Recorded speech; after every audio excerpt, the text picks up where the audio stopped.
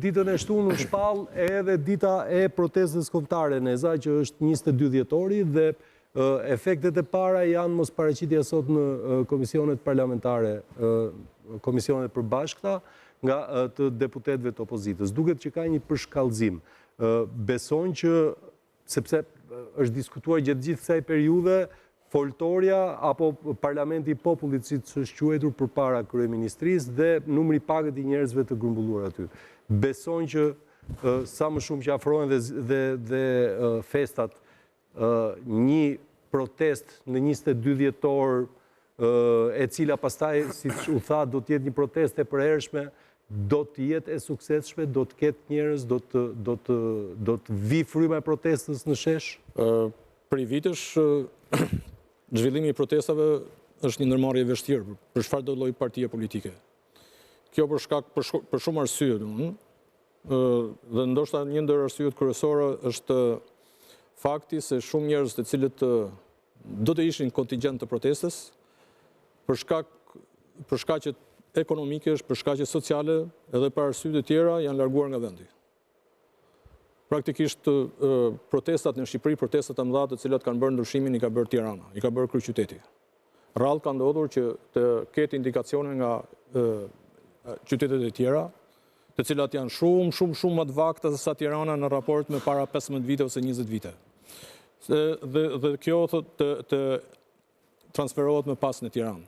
Nëse Tirana nuk prodhon një qëndres ose një protest të vazhdueshme në kohë, është pamundur që ti të korrësh një produkt të rëndësishëm politik përmes protestave.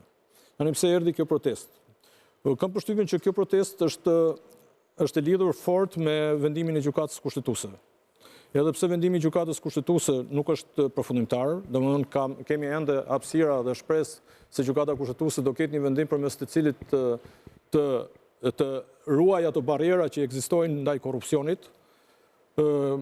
Është megjithatë nxitje për opozitën që të përshkatëzojë qendresën, të përshkatëzojë të forcojë edhe retorikën, ndërkohë të ndërmarrë edhe veprimet të atij lloji, siç e përmendet ju në parlament, një farë largimi ose si thuash mos angazhim brenda komisioneve të rëndësishme të reformës, siç është reforma territoriale dhe reforma zgjedhore.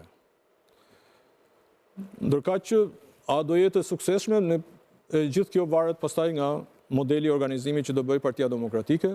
Në këto rrethana e shoh shumë të vështirë një protest e cila do jap një produkt të rëndësishëm politik në Shqipëri.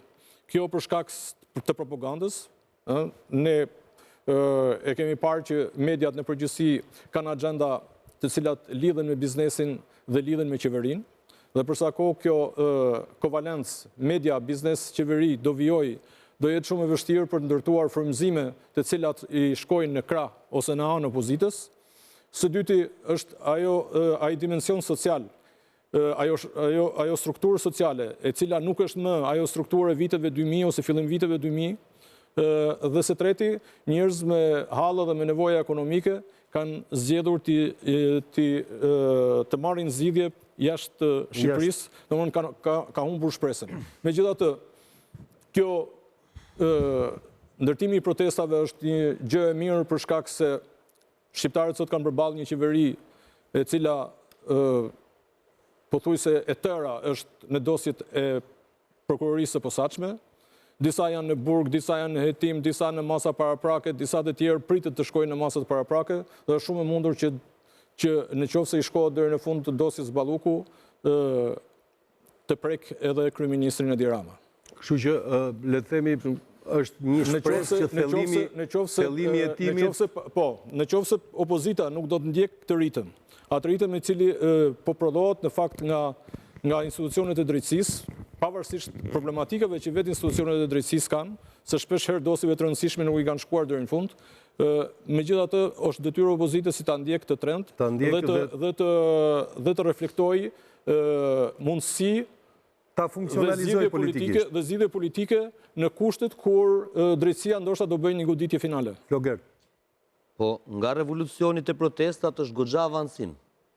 Domethënë, hapat po ndiqen indjetro shumë mirë. Se si rregull fillojmë me protesta dhe shkojmë bëjmë revolucionin. doktori e bën mbrapsht, e bën ndryshe, po është një lloj revolucioni dhe ky. Për te kontradiktës që ka sjellja politike dhe aktet politike të Partisë Demokratike, ka, mendoj unë, të paktën 3 arsye të forta dhe një më dobët pse po ndodh dhe pse u thirr kjo protestë. E para është lëvizja Saljani. Në qoftë se ka një nder që Saljani ju bëri këtyre, ose arritja e parë, suksesi i pari i Saljanit, është që teza për cilën ai u përplas paktën publikisht me doktorin dhe me leadershipin, ishte protesta, du dalim në rrugë, sepse për 700.000 euro ndodhi 21 janari në 2011, ndërsa këtu ka dosje me miliona euro dhe nuk po proteston njeri. Dhe me sa duket Saljani e arriti këtë. Arsyeja e dytë është një tentativë e doktorit për të bërë shuarjen e pakënaqësive të brendshme dhe shfokusimin nga pakënaqësitë dhe riorganizimin dhe karikimin. Dhe këtë e bën duke thirrur protestë. E treta, që për mua është më e rëndësishmja, është tregimi i forcës nga ana e Sali Berishës ndaj kujtdo kryengritësi brenda Partisë Demokratike që ka ndërmend dhe mendon se mund nesër të kontrollojë Partinë Demokratike dhe partitë në përrethje. Duke bërë një protestë kombëtare në Tiranë, që besoj do lëshoj gjithë artilleritë për të patur një pjesëmarrje të mirë, ju mbyll gojën gjithë dhe i thot secilit, se desh thash një fjalë, je lider ti? Po, mbushë si unë. Më kupton? Pastaj e fundit, është edhe një lloj provokimi, preteksti, ose një lloj flirti që ai bën me Ramën, duke i thënë që gjë, po dal unë, po e bëj unë këtë gjë, pastaj do të tërhiqem unë, se fakti që e zgjedh ta bëj 3 ditë para Krishtlindjeve dhe javë para vitit të ri, është i qartë këta s'kan ndërmend bën protestë të qëndrueshme.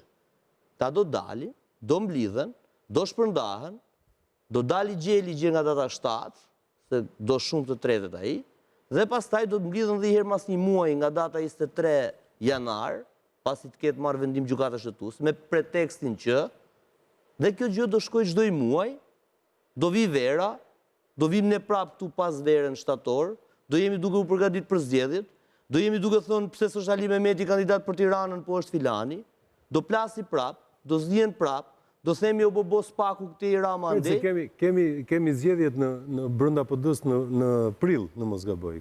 Dakord. Ka ngjarje njëherë të tjera brenda PD-s. Apo s'ka ngjarje? Ajo në fakt është ngjarje. Ajo e vetmja ngjarje që kemi janë zgjedhjet në prill brenda PD-s.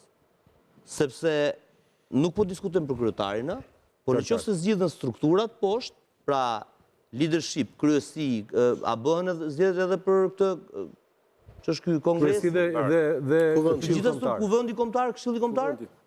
Aty do ketë garë, sepse takimet që po bëjnë këta Saljani me shok, sigurisht që këtë synon, mendoj unë. Pra synon që të fusin sa më shumë njerëz të tyre në këto lloj organizmash